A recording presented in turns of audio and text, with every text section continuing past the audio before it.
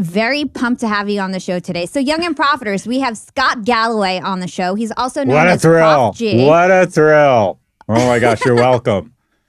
Yeah. Scott is an entrepreneur, professor at NYU Stern School of Business, best-selling author, public speaker, and host of the top podcast, Prof G Pod.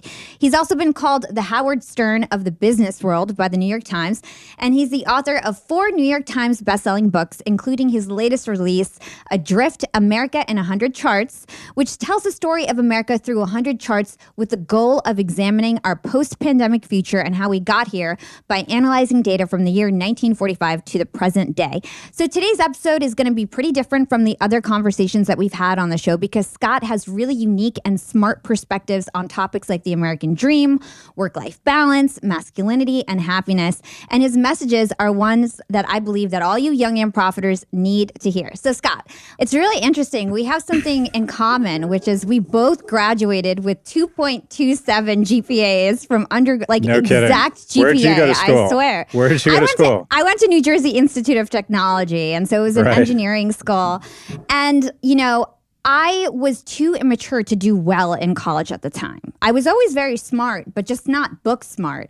But it still was a great experience, and you say the same, that college really set you off to be successful, and had you not went to college, you wouldn't have gotten this social, experience that you needed. And same thing with me. So I'd love to hear about how college was beneficial for you, and what do you think are the key factors of young people's success right now? Yeah, it was transformative for me. And the way things have changed since I was a kid, my mom was really excited that in the 3rd grade, I got sent to 5th grade for math and English. But the thing is, men don't mature as quickly as women. And I went to UCLA when I was 17, and I was just too immature to handle it. I abused alcohol. I ended up in the emergency room once, terrible grades, almost got kicked out of school. But I joined a fraternity, and I always say it was one of the best decisions I ever made because it shrunk a 30,000 person community down to something manageable for me. And I was around 22-year-old men. And I remember getting a big brother and him saying to me, you need to stop smoking so much pot and take your studies more seriously. I needed that. I had no male role models in my life. So I think greatness is in the agency of others. So it was a chance for me to make connections with people. I did learn a little bit, not a lot, but it was for me, it was just kind of marination. It was a chance to develop social and kind of life skills. I still think college is a great plan B. I think it gets a lot of disparagement because people are looking for excuses to make themselves feel better because it's become so unattainable because it's so expensive or so exclusionary. So I actually think we need to dramatically expand freshman seats. It's not for everybody, but it's for a lot of people.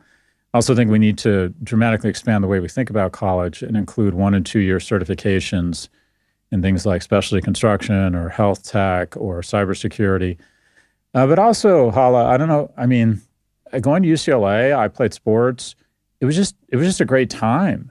And I learned a lot about myself. I fell in love for the first time, got my heart broken for the first time, played sports. It was just a wonderful way to kind of develop your formative years. So I have very fond memories of college. And while I acknowledge it's not for everybody, I do think that we need to do a better job of making it more accessible for more people. Because I do think a lot of people benefit from a college experience. I think it's a wonderful experience. And had I not had it, I'm a talented person. I work very hard. I think I'd make a good living selling cars or copiers, but I wouldn't have been able to register the type of success and influence and economic security without the certification and experience that's offered by colleges. Yeah, and I'd love to learn more about that because I know that you've done some research or you're familiar with some data about how it's almost a requirement to have a pedigree and to have a college degree in order to attain, that 1% level of success that so many of us who are listening to a show like this are wanting to achieve. Yeah, I would describe it as certification. We're in a certification economy, and that is about 50 years ago, 1 in 4 jobs required a college degree. Now it's 3 in 4. And it doesn't necessarily have to be a traditional BA, but a certification, a different, a class 3 driver's license or scuba instructor certification or, whatever it might be. The opportunity to stand out in a LinkedIn economy that says I'm different, I have skills, a CFA, a CPA, all of these things, a professional, if you will, some sort of certification, a degree in nursing, are just so important in terms of developing currency. And I think I think the first piece of advice I give to people on a very basic level economically is get to a city and get certified. 2/3 of economic growth over the next 50 years is going to take place in 20 super cities. If you play tennis, you know that when you play with someone better than you, your game naturally rises. And when you're in a city, you're playing tennis against the best in the world. And it's competitive and it's difficult and it's expensive, but your game gets stronger. In addition, you want to get some sort of certification. It doesn't have to be a traditional 4-year BA degree, liberal arts degree, but you need something that when people see your profile on LinkedIn, they go, okay, this person has specific skills. And it all kind of bubbles up to, I think, your primary mission in your 20s is not to follow your passion. I think that's terrible advice. I think it's to find your talent. And that is figure out what you're good at. And then really invest a lot of money in becoming great at that thing. And if you're great at something, the accoutrements of being great, money, camaraderie, relevance, influence, pride, will make you passionate about whatever it is. So that's your job, I think, coming out of school, is figure out what you're good at and try and become great at it. Yeah, I think that's really smart advice because a lot of people, go try to follow their passion, but they're not necessarily good at it. So I recently had Alex Hermosi on. He's a really smart guy, and he said something that I thought that you may find interesting. He was talking about focus, and he was saying how a lot of young people right now, they're not spending enough time on one thing. They're, not getting the success right away. They're not getting progress right away, and they're kind of dropping it and moving on to the next shiny object. And so I'd love to hear your perspective about the importance of focusing on a goal once you've sort of set out for that thing. Well, metrics are important, whether it's working out or whether it's forcing yourself to get out of the house a certain number of days a week to try and make more connections, whether it's saving a certain amount of money per month. What gets measured gets done. So, what is it? A goal is a dream with a deadline. I think it's important to have a few metrics. I think it's also to figure out, kind of reverse engineer, like I think a decent exercise to say, where do I want to be in 5 years? Well, I want to have a graduate degree, right? Well, I want to have $100,000 in savings. Well, I want to be living in a major city, whatever it might be. And then reverse engineer the likely steps and skills that you're going to need to get to that point and just kind of work your way backwards. And greatness is sort of like, how do you eat an elephant? It's one bite at a time. And then try and reverse engineer to bring it down granular, like, what do I need to get done this week? If I'm going to have a graduate degree in 5 years, what do I need to get done this week? Well, okay, I need to get applications for undergraduate schools. If I'm going to save $100,000 in 5 years, that means I need to save approximately, $14,000 a year, assuming a certain interest rate. That means this month I need to save $1,200. Well, I can't, but I can save $600. What would that mean in terms of my spending this week? But basically come up with a big goal and then try and reverse engineer it into bite-sized bites that are doable. Because I just think, like I said, small things add up to very big things very fast. Compound interest is sort of the most powerful force in the universe. Supposedly Einstein said it, although he didn't, it was someone else. But when you're your age, Hala, my general thought was, I'm not going to save money because I'm such a baller. At some point, I'm going to make tens of millions of dollars. But time goes really fast. And if I could give you a magic box and you could put 10 grand in that box and get 100 grand back, how much would you put into that box? And the answer is probably a lot. You might even sacrifice or trade off some short-term things. Well, that box is just time. And it was yesterday when I was your age and I woke up and I'm my age, and I wish I'd been more disciplined. I got lucky later in life professionally, but I took a lot of risks. I could have ended up in a bad spot. And your insurance policy is just saving a certain amount of money. The algebra of wealth is pretty straightforward. Find your talent through focus. Live like a stoic or live below your means. Try and always save money from a very early age. It's really powerful. Diversify. Don't go all in on anything. It's dangerous. The market's bigger than any one individual. Don't put all your money into Dogecoin or Google. Diversify, and then let time take over. The best performing investors are actually dead people because they don't trade a lot. So, you may want to go all in on your own business at some point. You may want to borrow money to improve yourself, whether it's through college or some sort of certification. But generally those steps, focus, stoicism, diversification, and then letting time take over are sort of not surefire ways to get rich, but best practices. So, the good news is I know how to get you rich. The bad news is the answer is slowly, but there is an algebra to it. Yeah, that's really interesting stuff. And I'd love to go back to your story because I think that there was a very transformative point in your life. So when you were 26 years old, I believe you were 26 years old, your mom got terminally ill with cancer. And at that moment in your life, you made a decision that really impacted what we were just talking about, focus, your goals, and what you really wanted in life thereafter. So I'd love to hear about that moment in your life and the decisions that you made as a result of it. Yeah, I was kind of a fuck up until that point. I had some potential. I was smart, I had some natural gifts academically, but that I didn't really apply myself. I was lazy. I was just sort of a classic underachiever. I don't think I was a very high character person. I didn't think much about other people. And it was just me and my mom got very sick. And I remember coming home. I remember the weekend. She was discharged from the hospital early after surgery and massive chemo, and I just didn't know what to do. And she was very sick, and I'm like, do I get a nurse? Do I get her to a hospital? No hospital will take her. And I remember thinking, and it sounds very crass, I remember thinking, I just wish I had more money. I can't take care of my mom. And there's certain instincts that take over, I think, with any child, but especially the only child, and especially the only child who's a male, who's supposed to, all these instincts bubble up, that I was failing as a man and I was failing as a son.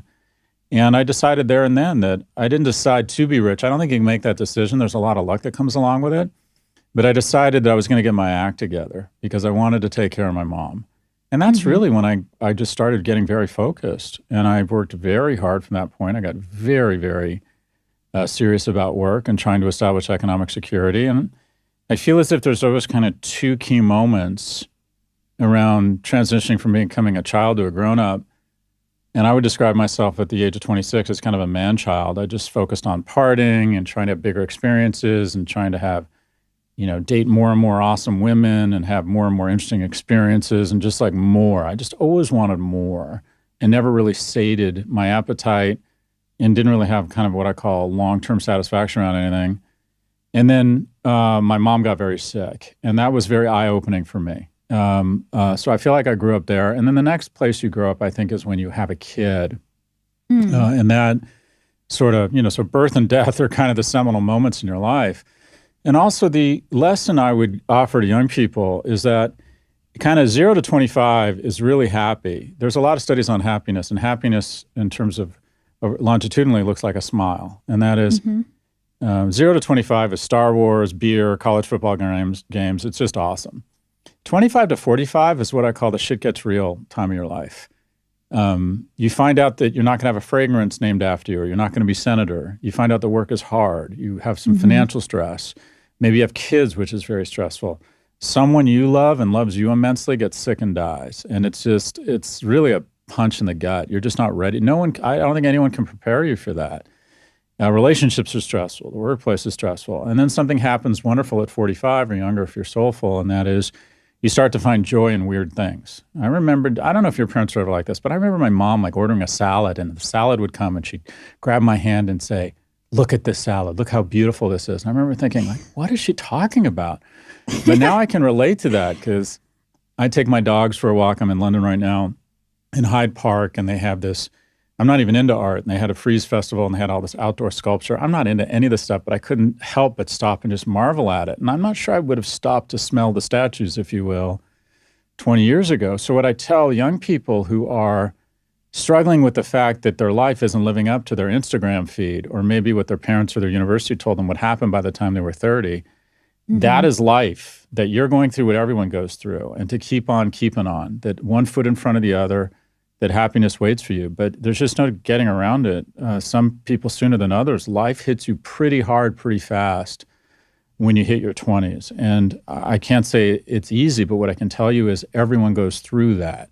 And for me, the places I grew up were around losing my mom or when she was really sick and wanting to take care of her, and then realizing it wasn't all about me when I had my first kid. Yeah.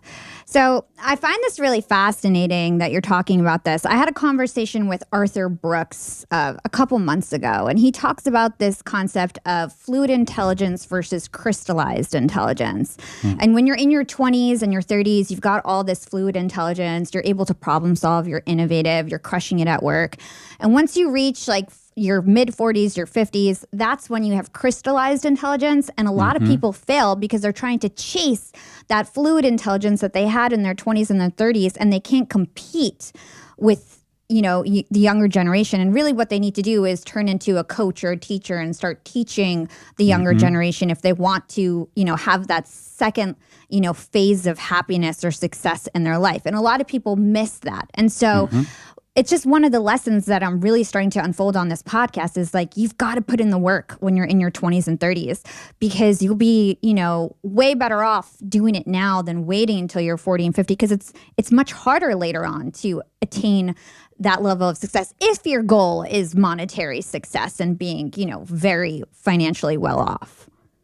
Yeah, like we're siblings from another mother here. And let's start with, it's not necessarily the right way, but it's what I'll call the capitalist way. And that is, I believe America becomes more like itself every day. And that is, it's a loving, generous place if you have money. It's a rapacious, violent place if you don't have money. So, you were born or you live in a capitalist society, money's important. And wealthy people don't talk a lot about money. I almost think it's sort of unfair because I think they want to hide. They want to pretend that they're just such geniuses that they don't think about money. That's like saying Roger Federer doesn't think about tennis. If you want to be good at money, you need to think about it a lot. And I'm not saying being obsessed with it, because there's a dignity to living below your means, moving to a lower cost area, kind of working to live, not living to work. But if you are ambitious, as I imagine the majority of the people listening to this podcast, get rid of or dispel the myth of balance.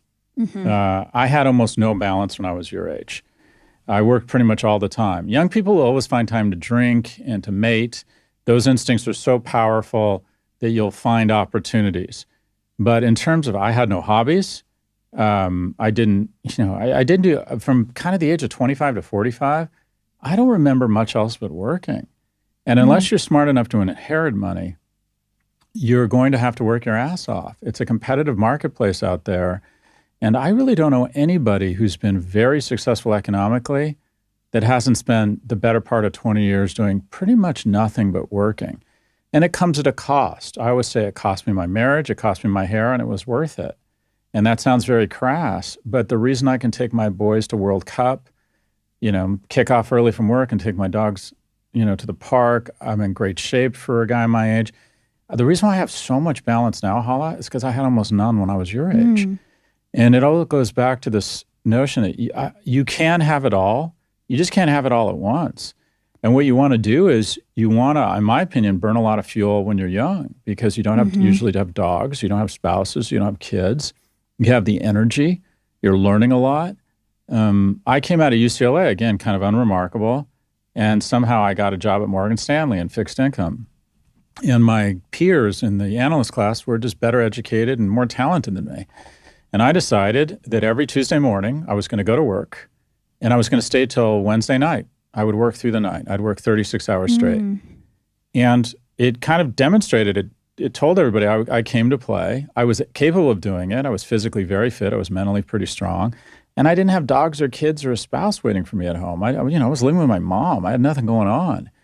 So the time, I think of as an aviation reference or a rocket reference.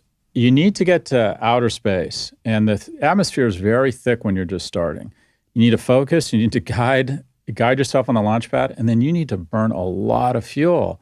And if you can get some success, if you can save some money, if you can get a reputation, if you can establish business relationships, if you get some credibility in the marketplace, when you do punch through out of the inner orbit into the outer orbit, your efforts get rewarded more. Like, I have momentum now, so I can cover much more ground with less fuel than most young people can, because I have contacts, a reputation, existing business relationships, et cetera. But you got to burn that fuel when you're young. And the other thing I would tell you is time goes really fast. So I'm always about, head down, get on it. It sounds very boomer, and I want to acknowledge again, it's not the right way. It's just my way. But I'm glad I made those sort of sacrifices when I was younger because it goes really fast and I get to really enjoy myself now. And anyway, so give up the myth of balance. I think it's a myth. Yeah, I totally agree there. I mean, I have a similar story in terms that I feel like I was sort of a late bloomer too. And I hustled like crazy in terms of my work ethic. I know for 5 years ago, I started this podcast, and now I have a business, a social agency, a podcast network, all this stuff. And all I did was work for 5 years straight and delay gratification and not go out with my friends. And I lost so many friends, and I broke up with my boyfriend of 10 years, and I didn't get married, and all these things that you're supposed to kind of do. But I don't regret it at all because I've achieved this level of success that I feel like had I not done that, there's no way I would have been where I am today. And now I'm actually on the younger side of everybody else who I'm competing with because I focused so hard for a period of time, and all I did was have this singular goal of learning everything about what I needed to learn about social and podcasts and whatever. And of course, I had other experiences that helped me before. But I just feel like it is sort of something that I have a lot of guests on the show that disagree with this point of sacrificing your relationships, for example, to focus on wealth and success. I had Daniel Pink on the show, and he said that the number one reason for regret is this thing called connection regret. He studied over 16,000 people, and it's this regret of not staying connected to the important people in our lives. So I'd love to understand if you think there's any sort of decision-making framework that we should have in terms of, how much do we really want this thing compared to our relationships, or just your advice on, I guess, is it really impossible to manage all of that and have everything, in your opinion? So everyone is going to know someone, at least on Instagram, that is good looking, in great shape, has a great relationship with their parents, makes a shit ton of money, and has a food blog and donates time at the ASPCA. Assume you are not that person. You have to pick your punches. I think as a young person, you want to be very focused on your career. I think in terms of relationships, I'm familiar with Daniel Pink's work, and Adam Alter's done a lot of work around regrets on your deathbed, if you will. And a lot of it comes down to not staying in touch with people, not living the life that you wanted to live, being who you were, doing things for other people or trying to please other people. And the number one regret is people wish they'd been less hard on themselves. They wish that they'd been more forgiving of their failures. But anyways, I do think that when you're young, you can get, just as you can make small investments or save a small amount of money when you're young and it adds up to big amounts when you're older. I think small investments in relationships when you're young, small consistent investments pay off. So I think the things you want to stay focused on are work, first and foremost. Number two is fitness, mental and physical strength. And that is run long distances and lift heavy weights in your mind and in the gym. I think you get that time back. I think if you work out 30 minutes a day, you're going to be able to, you get that time back every day. You're just more energetic. You feel better. You have more opportunities. You're able to work harder. You have a broader selection set of mates. You feel better about yourself. You're kinder, more confident. I do think, though, you can invest in relationships early and often. Quick text messages to people. Having the confidence to express interest in being friends with someone. Talking to strangers. Accepting dinner invites. Trying to really push the limits of your comfort zones around putting yourself in creating serendipity. I met the mother of my children at the pool at the Raleigh Hotel because I walked in and said, I am going to go talk to this woman. I said, before I leave, I'm going to go and speak to her. And my son's middle name is Raleigh. So there's a balance. I think those three things, work, relationships, and fitness, are kind of the only things you should be focusing on.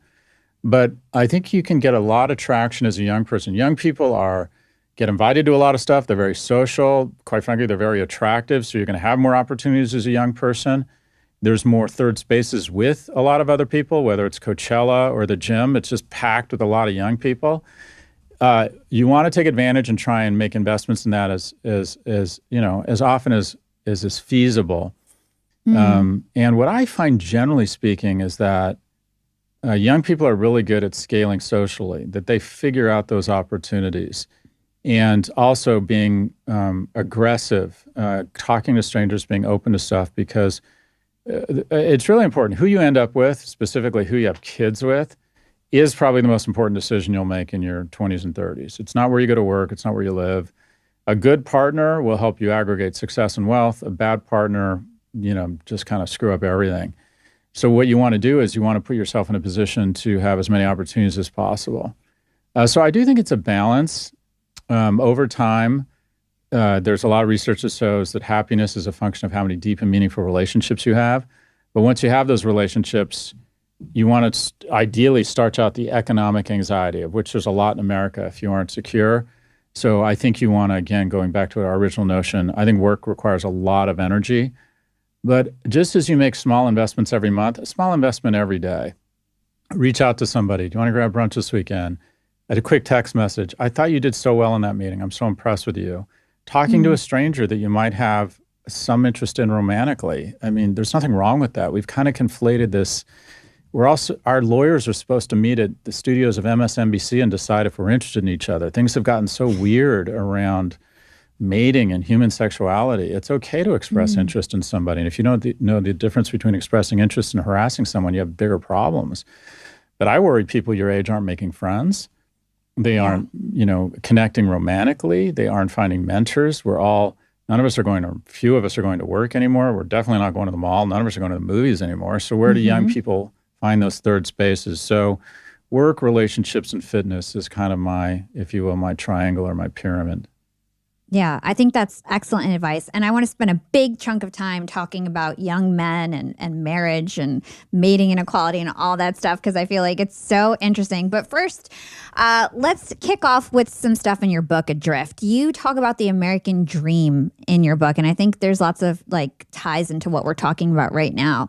And so back in the day, it used to be that you work hard and, you could ultimately do better than your parents. But kids our age and young people, I shouldn't say our age, but young people out there right now, they're not doing better than their parents were. People in their 30s are not doing as well as their parents were when they were 30 or 40. Can you talk to us about why? So sure. So first off, if you were born in 1941, there was a 93% chance you were going to do better than your parents. So unless you had some sort of physical or emotional, disability, you were going to do better. Now it's 49%. So for the first time in the history of America, a 30-year-old man or woman isn't doing as well as his or her parents were at 30. That creates tremendous shame, anxiety, and rage, because the ultimate compact a population has with its society is that if I play by the rules and work hard, my kids will do better than me.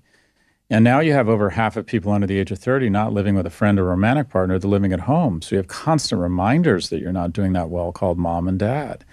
And this creates anxiety and rage and shame for both the parents and the kid. And I think a lot of our dissatisfaction and polarization in our country right now stems directly from that.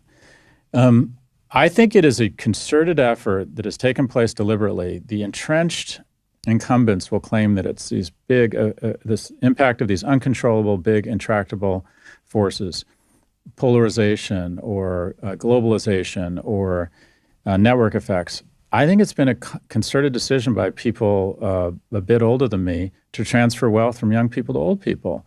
People under the age of 40 used to control 19% of the nation's GDP. Their wealth amounted to 19%. In the last 40 years, it's gone from 19 to 9. A person over the age of 70 is now 72% wealthier than they were, people over the age of 70 were 40 years ago. But a person under the age of 40 is 22% less wealthy than they were 40 years ago. And you think, well, what's happened? Has the economy slowed down? No. Productivity continues to rip upward and to the right. This weird thing happened in 1971 where basically wages and productivity followed each other like two snakes intertwined. The nation became more productive, wages went up. Nation got a lot more productive, wages went way up. And then in 1971, something happened, and that is wages flatlined. And that is we decided that the majority of the spoils of increases in productivity, and now we produce more in a month than we did an entire year in the 50s, would go to shareholders. And there's some benefits to that. The markets go up. It makes it more attractive to start a business. We have the best capital markets in the world. But the wage earners or the middle class or the young who get the majority of their income through current income started falling behind. So you think, well, okay, why did that happen? It happened because we decided to make it happen. And that is the two largest tax breaks in American society are mortgage interest and capital gains. Who owns stocks and homes? People my age. Who rents and makes their money through current income? People your age. So while each year I likely have more income than you, because it comes in the form of capital gains, dividends, selling stocks, I pay a lower tax rate than you do. That makes no sense. So, and then if you look back on, well, how's this happened? Our leadership, our elected representatives, are the oldest in the world. And every year they get older because they have figured out a way to create incumbency where 95% of the time the incumbent is reelected. So we have a Speaker of the House that is 81, a Senate Minority Leader that is 82, a Senate Majority Leader that is 72, and a president that, if he's reelected, will leave the West Lawn for the last time in Marine One at the age of 86. And his competitor will be an obese 82-year-old if he gets reelected and leaves for the last time. And then the first two states that dictate the presidential race are Iowa and Maine, two of the oldest states in the union. So what do you have? You end up with programs like Social Security. And people, that's a third rail. I can never run for office because I've said I don't think Social Security is executed well. Why are we, when I say we, why are you in your cohorts, working cohorts, and I'm still one of them, under the age of 50, why are you transferring $1.5 trillion of wealth every year to the wealthiest cohort in the history of the planet, U.S. seniors? Shouldn't it be the other way around? So why the cohort that has killed it and is wealthier gets $1.5 trillion from young people in the form of Social Security? I'm not saying we should do away with it. There's no reason why I should ever get Social Security. There's no reason my dad should be getting Social Security. And people say, well, it's a pension. I put money in. The average Social Security recipient will take out 2 to 3 times what they put in. It's called Social Security tax, not Social Security pension fund, meaning that a tax goes into the kitty such that it might help people, other people, benefit the country, and you might not benefit directly from it. So everything we've done, I would argue, over the last 50 years has been to execute a transfer of wealth from young people to old people. And as a result, we end up with a breaking of the most basic of social compacts. And we end up with rage and shame. And I think we can fix it. We need to bring down the cost of education. Kids can no longer access the American dream as easily. Housing has skyrocketed because we made taxes lower, so money went into the market. If you already own a home, it's great. But what if you're trying to buy a home? It's gotten so incredibly expensive. What if you're trying to get a degree? So I think the bad news is we have transferred all this wealth from young to old people. The good news is these are problems of our own making, and we can unmake them. But we have to revert to where past generations were, and that is willing to make sacrifices to invest in the health of younger generations. And some, they talk about the greatest generation. Baby boomers are by far the greediest generation. It seems like everything we do is such that we can upgrade Nana and Pop Pop from Carnival cruises to Crystal cruises. It needs to stop. We need to start investing in young people again. Yeah. And what do you think the implications are for the future if we don't start investing in young people? Violence and revolution. I mean, what you have here, it has so many knock-on effects because who it's really hurt is young men. And that is a lot of the jobs that young men used to have as on-ramps into the middle class were generally industries that over-index male, manufacturing, frontline work. Those jobs have been outsourced overseas. In addition, once we leveled the playing field academically, women just blew by men. Women are more mature, they're more disciplined, they're better at delaying gratification. And over the next 5 years, we're going to have 2 women graduate from college from every 1 man. Now you think, well, fine, women deserve it. It's time, it's their time. There's a lot of knock-on effects here, though. So we don't like to talk about this on the left, but essentially women made socioeconomically horizontally and up, men horizontally and down. Or put another way, a woman with a college degree isn't interested in marrying a man without a college degree. So you have a lack of mating. Marriage has become a luxury item. If you're a man and you're in the upper quintile, there's a 75% chance you'll get married. If you're in the lowest quintile, it's a 25% chance you're going to get married. So you have a lot of loneliness on both ends. And you have this mating inequality where if Tinder were a country, it would be like Venezuela. And that is, if you have 50 men and 50 women on Tinder, 42 of the women will show all of their attention to just 8 men, leaving 42 men fighting over 8 women. Because women have a much finer filter around mating. Guys see a picture on Tinder and go, oh, she's cute, swipe right. Women have much finer criteria. And when they can apply it to everybody, because everybody is available online, or at least theoretically, they get a chance to implement their filter. Whereas before we had these geographic mating ring fences. So you went to temple every Friday. There were 8 single women and 8 single men, and you kind of all slowly but surely, paired off and figured it out. Now, the top 10% of attractiveness of males engage in what I call Porsche polygamy, and that is they get 80 to 90% of the interest, which doesn't lead to long-term relationships and, quite frankly, bad behavior. 50 to 90 in terms of attractiveness for men do okay or the same, but the bottom half of men in terms of attractiveness have been totally shut out of the mating market. It makes them angry, detached. They're more likely to be prone to misogynistic content. They think it's a woman's fault. They're more likely to believe in conspiracy theory. They're less likely to believe in climate change. And generally speaking, online dating has just made it a little bit shittier for all women. So what we have is an entire cohort of what I call emotionally and economically unviable men. And so women are leveling up, and it's great, but they're not interested in the men our society is producing right now. And the most violent, unstable societies in the world all have too many of the same thing, and that is a broke and lonely young man.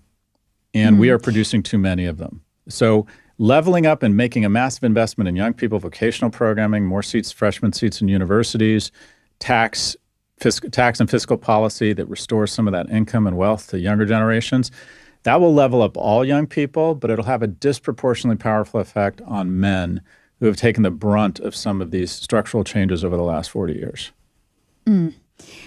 I am loving this topic. And I have a really funny story to share that I think correlates with a lot of your data and research. So I have a social media client. His name is Marshall Goldsmith. He's this legendary executive coach, best-selling author. I manage his social media.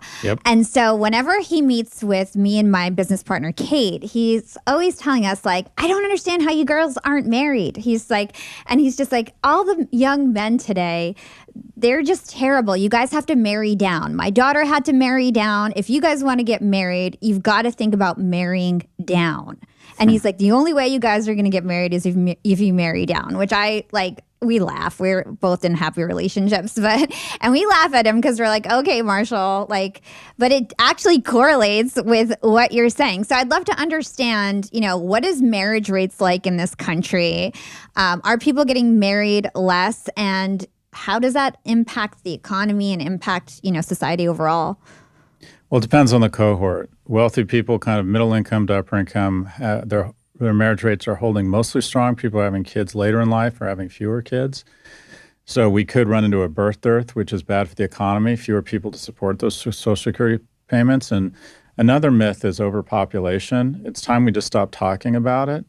And that is when you have a kid, that kid will take resources, maybe produce carbon, maybe eat meat or other crimes against humanity. But most likely that person, that kid, that baby girl or baby boy is going to come up with wonderful innovation that makes the world a better place. You need more people. And this notion of overpopulation, there's certain parts of the earth that are overpopulated. But just get on a plane from New York to San Francisco, look down 100 times, 95 times, there's nothing. There's literally nothing.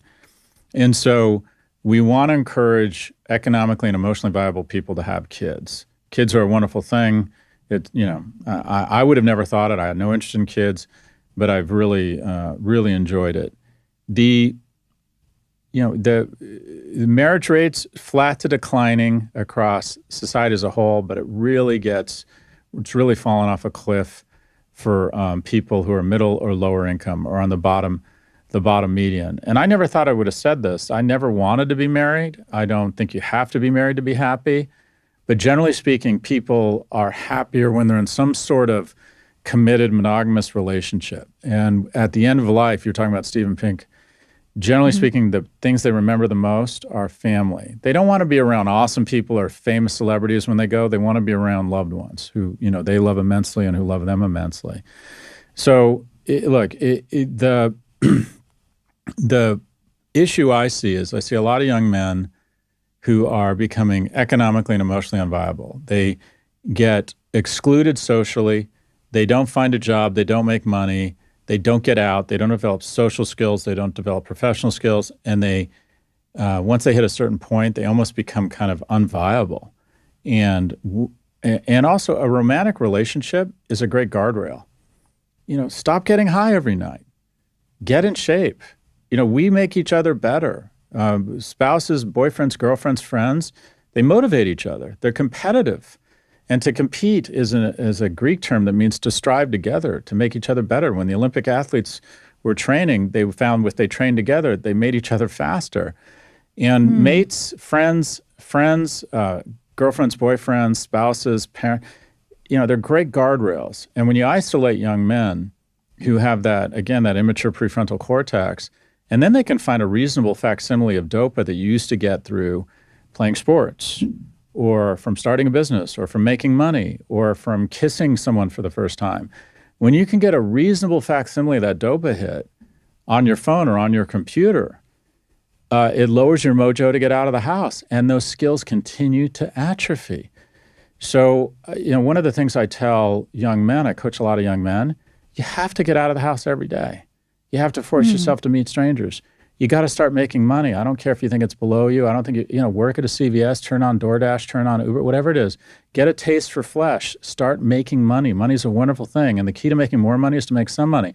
Go up to a stranger, join a church group, a softball league, a writing group, a junior college class, whatever it is, and force yourself to approach strangers to express an interest in conversing with them, an interest in being their friend, and maybe, who knows, even an interest in a romantic relationship. There's nothing wrong with that. I do think men get a lot of mixed signals, that approaching anybody is considered like dangerous, if you will. And I think some of the wonderful thing about men is that they're more aggressive. But aggressive doesn't have to mean anything resembling any sort of physical violence. It can mean initiating conversations. And the people I get the most feedback from, feminists don't like what I say, or a lot of feminists don't like what I say, although they're coming around to it. Some famous feminists have now acknowledged there's a real problem taking place with younger men.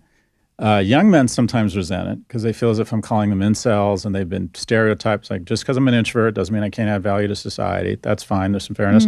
By far, the cohort that is most supportive, hands down, are mothers who say, my daughter's killing it. She's at Penn. My other daughter's working in PR in Chicago, and my son's in the basement playing video games and vaping. We are losing an entire generation of men. And I think a lot of it comes down to a need to redefine masculinity such that men feel comfortable embracing their masculinity, and also recognizing that masculinity isn't just purely the domain of people born as males, that masculinity and femininity are both wonderful attributes that can be shared by men and women, but to re-embrace and celebrate what I'd call a modern or mature form of masculinity. But I think that your generation is suffering from a crisis of loneliness, a lack of connection to each other, and a lack of connection to the country. And those Japanese soldiers who went into the hills at the end of World War II accomplished nothing. Nothing great is accomplished alone. If you're spending a lot of time alone, you're not going to accomplish much. I don't care. You need to be around other people. You need to find new relationships. That is, even more than anything, more than economics, more than certification, the thing I would wish for people in their 20s and 30s is that they have more opportunities to establish more relationships. I think it's, and I just came off this riff about working all the time, but you can establish a lot of deep relationships at work. I didn't have a lot of romantic relationships in my 20s. I was very immature. I was very insecure. But I had great relationships at work. I had great friendships. I, became very involved in my mom's well-being.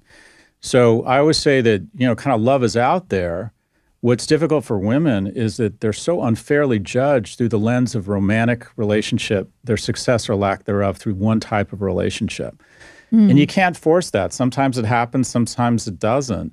But you should always think, okay, how do I have really wonderful, productive relationships and make little investments every day? And some of that is forcing yourself into uncomfortable spots, initiating conversation with someone in the line at Starbucks, asking someone to coffee out at work, expressing admiration for someone and trying to establish a friendship.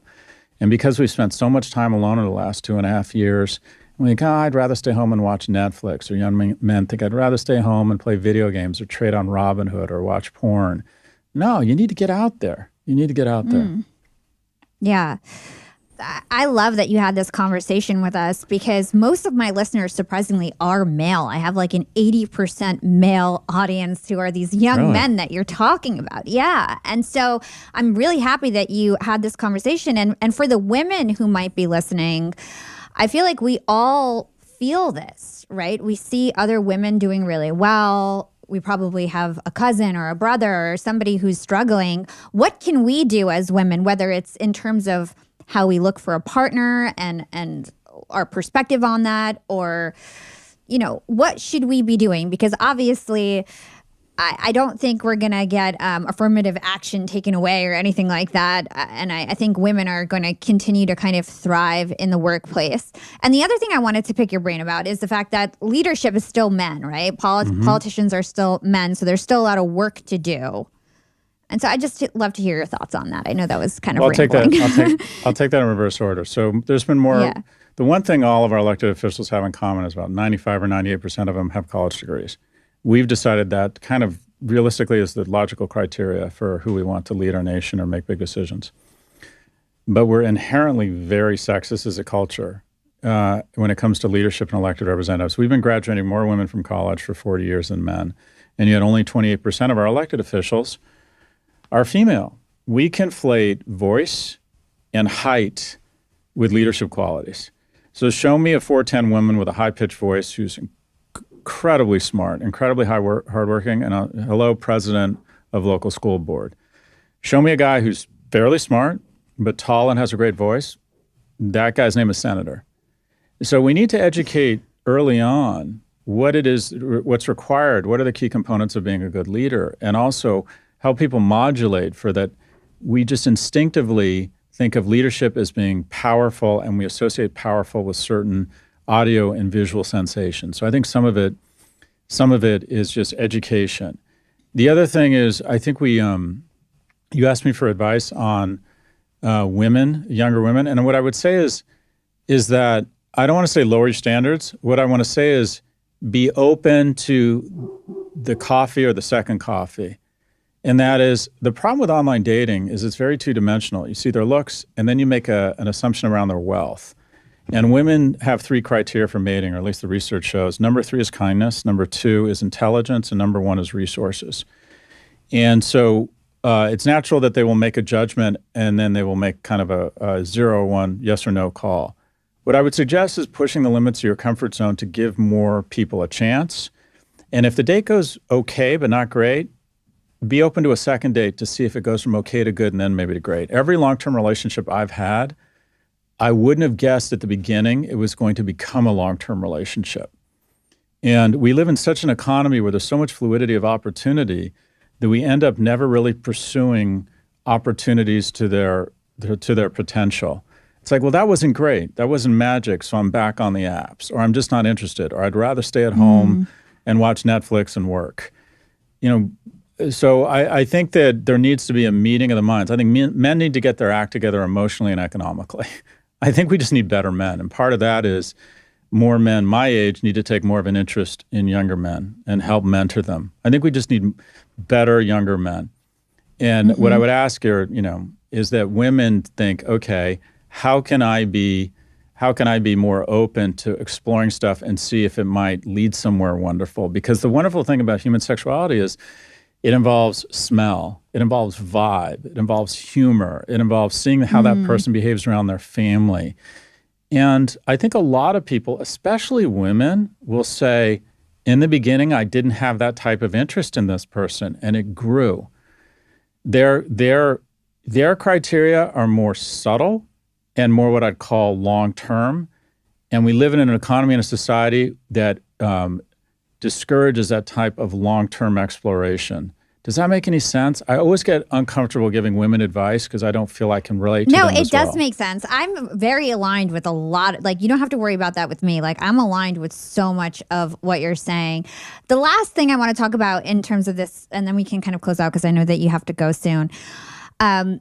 So I had gotten out of a relationship, and I wasn't planning on asking this question, but I think it's interesting. So I had gotten out of a relationship 2 years ago. Now I'm in a happy new relationship, but I was with somebody for 10 years. And I remember that when I used to go out, I would get approached by men all the time. They would come up to me all the time. Now men, I would find that like younger men still have like, you know, I look a lot younger than I am. And so younger men would still approach me, but people my age, men my age would never come up and talk to me when I was single.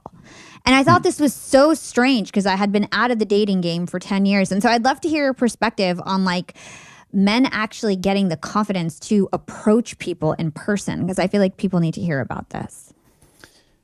Yeah, so I think men have gotten a lot of mixed signals here. There was an ad that Gillette ran, Gillette, the best a man can get, during the midst of the Me Too movement, that basically tried to redefine manhood. And there was this one scene that really rattled me, and that is a guy sees a really attractive woman, and he stands up to go approach her, and his friend gets in the way and says, no, don't do that. Not cool, not cool.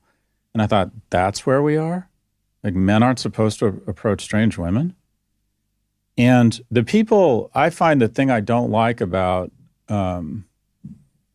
telling men how to behave and to tone their aggression down is that it's people who already have mates telling them to do that. It's like, where are we supposed to find, where are people supposed to meet each other? And again, I'm making reductive comments here and I don't have the research on it. But I think women, especially women, younger women, would actually appreciate in a thoughtful, respectful way, men taking more initiative. And I consistently hear from young women, no man ever approaches me. Because I think men have been given mixed signals. One, they lack confidence because quite frankly, their lack of confidence is common sense. They're not going to college, they don't have jobs, they're not impressive young men, and they're failing. And they know that, and they're getting that cemented every day by their parents and the world telling them, okay, you're not living up to the expectations we have of people. But also this notion that approaching a stranger or asking someone out, a third of relationships begin at work. What's the general viewpoint on sex at work? That it's almost borderline illegal. And if a man or a woman is in a very senior position, they should be verboten from relationships at work. They can take that shit off campus. There's a lot of awesome things to being a senior level person in business. One of them should not be leveraging your power to find romantic relationships. But I've had 3 weddings. My last company that I sold was L2. I've had 3 weddings in the last month for people at L2, including one wedding where they met at L2. That's wonderful. So it's okay to, at work, you have to be very careful. You want to make sure, especially if you're senior to that person, not to abuse your power. But it's okay to express romantic interest. And I worry that we've been sending mixed signals to men. Men need to embrace their masculinity, but first we have to identify what is masculinity. I think of it as garnering the skills and strengths such that you can protect and advocate for others. And a lot of it is being, okay, a little bit more aggressive.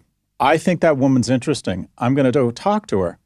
If she's not interested, I will get that vibe almost right away. We will both part company. I will be polite. And you know what? You're both going to be fine. You're both going to be fine. And that rejection or that ability to endure that rejection is a function of your success. The reason I am successful is I've had businesses failed and it never destroyed my confidence. It dented it at the time, but it didn't stop me from going out and starting another business. And the reason I've always been able to, not always, but most of the time been able to attract potential mates that are more interesting and much better looking than me is that I'm not afraid of rejection. If I'm standing in line somewhere and I'm attracted to someone, I'll start talking to them. Or when I was a younger man, and I encourage younger men to do that. And if she's polite but not interested and you can pick it up, that's fine. You're going to be polite and you're both going to move on with your lives. So success is a function, success professionally and romantically is a function of rejection, specifically your willingness to endure it. And my advice to young women is that when, like I said, just play things out a little longer and see where it goes. See where it goes. Yeah. Well, I feel like this has been such a great discussion. We covered a variety of topics. We didn't get through everything I wanted to, but I feel like we covered a lot of ground. I always end the show with 2 last questions. Sure. And here's where you can say anything that you feel like is really important that you want to share with my audience. So what is one actionable piece of advice you can give my young and profiters so they can become more profiting tomorrow? What is one thing they can do today to become more profitable tomorrow? Look at your phone, look at the screen time, find 4 to 8 hours of wasted time Robinhood, TikTok, Twitter, streaming, and reallocate that time into fitness and making more money. Try and find 8 hours in your phone, take 4 of it and put it into fitness, and put 4 of it into either working more at your current job. I don't believe in side hustles.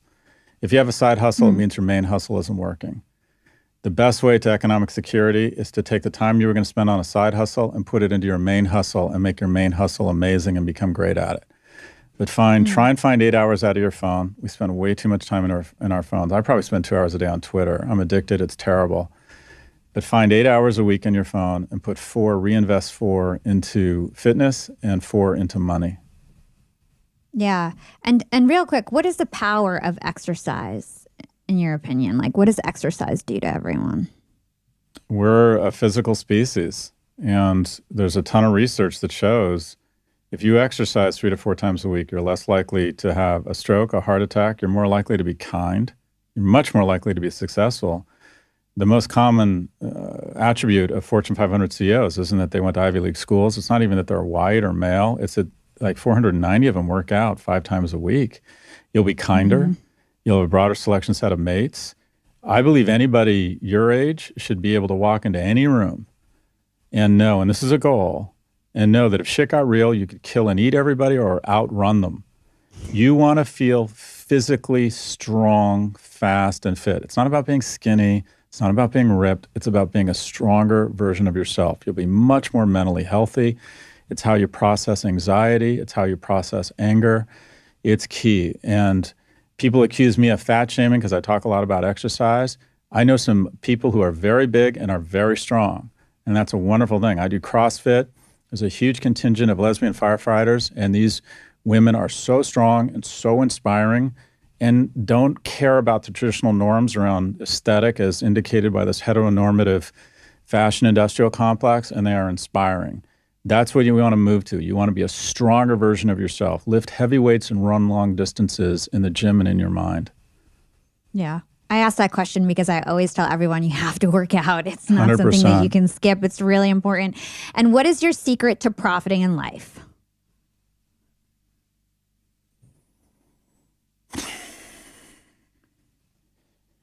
A recognition that a lot of my success is not my fault. I try to be grateful. I try to recognize that I'm hugely blessed. And I try and, I just look at how first 40 years of my life, I was the kid who overcame single mother, growing up without a lot of money. And then as I got older, I realized that being born a white heterosexual male in the 60s was hitting the lottery. My freshman year roommate in college was exactly the same as me, except God reached into his soul and made him homosexual, and he was dead of AIDS at 33. And neither of us had any choice over our sexuality. So every day I wake up and I realize that a lot of this is a function of being in the right place in the right time. It makes me more grateful. It makes me more appreciative. It makes me enjoy stuff more. And it makes me want to try and create more opportunity and more good fortune for other people. That's really powerful. Scott Galloway, where can everybody learn more about you and everything that you do? Holla to resist is futile. I'm everywhere. I'm Prof. Galloway on Twitter. I have a newsletter called No Mercy, No Malice. My new book is called Adrift, America in 100 Charts. I have a YouTube show. I'm doing a show on the BBC called Tech Explorer with Scott Galloway. So to resist is futile. I'm everywhere. Amazing. Congratulations on all your success. I love this conversation. Thanks for coming on. Thank you, Holla. Congrats on your success.